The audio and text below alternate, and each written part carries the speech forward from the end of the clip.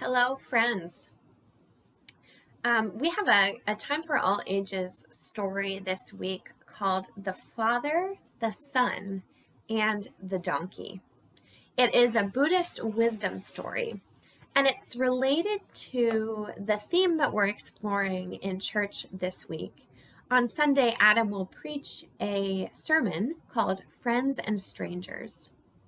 And we're thinking and talking together about what our relationships mean, whose judgments we listen to, and what our priorities are with relationships, and how we sort of value and allow different relationships to shape the way that we live out our values in the world.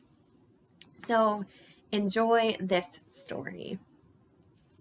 One day, a farmer decided that his donkey was fat enough to take to the market to sell.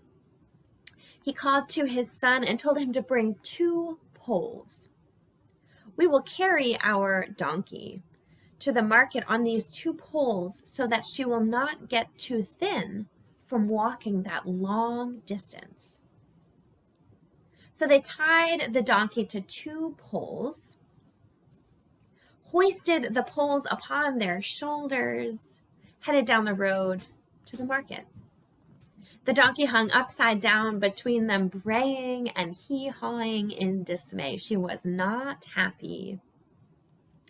Soon, they came by a group of people in the road. The people saw them and began to laugh. "Look at you stupid fellows carrying a donkey like it was a pig. That donkey should be carrying you. Why don't you get on its back and ride it?" When the farmer and his son heard the laughter and jeering, they were very embarrassed. When the people had gone, they stopped. The farmer said, "I guess we must look rather strange carrying a donkey. Perhaps we should put her down and ride her, as they suggested. But really, she is too small for both of us to ride her. Suppose you ride, since you are smaller, and I will walk in front carrying the 2 poles." The son agreed, so they untied the donkey and the son got up on her, and they began again down the road toward the market. They had gotten nearly to the river when they came again upon a group of people.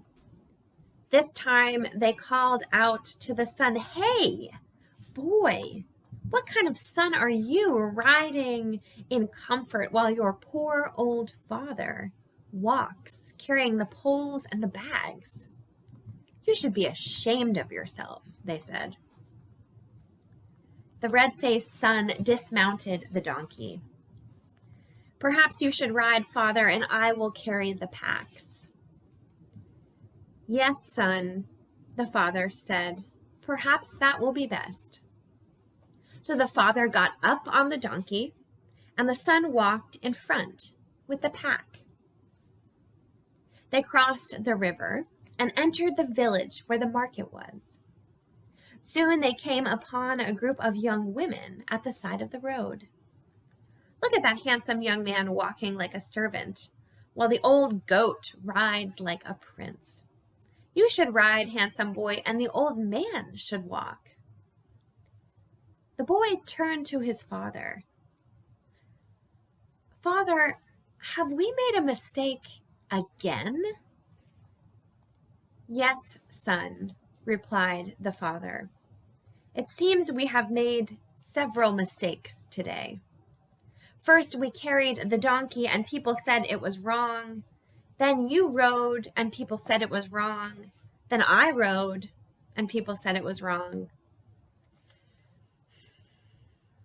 Perhaps we should both ride together." "Splendid," said the boy.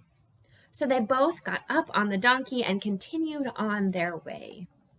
When they reached the marketplace, a crowd of people gathered and turned and stared at them. "How could you be so cruel?" they called out. That donkey is barely old enough for one rider, and yet you have put two on her. That donkey is so little. You should be carrying her.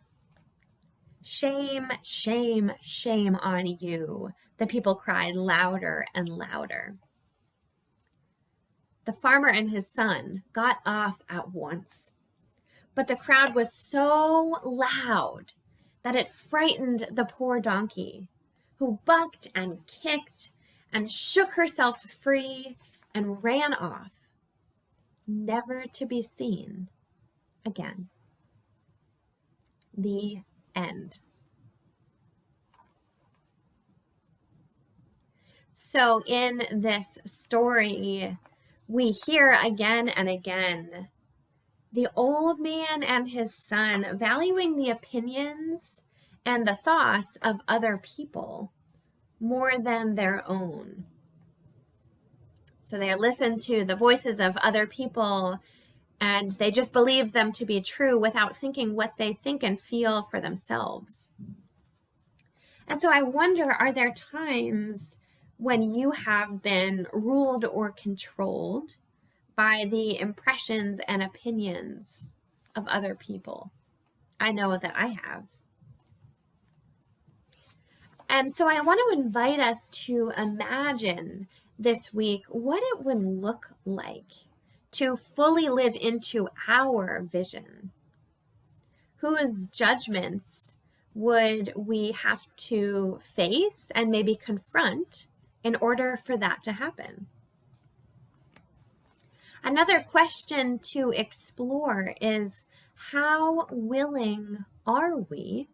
How willing am I? How willing are you to talk about and practice your faith publicly? Does it have to do with how you might worry that others will perceive you or judge you? Would it mean that you have to listen to your inner voice above other people's voices?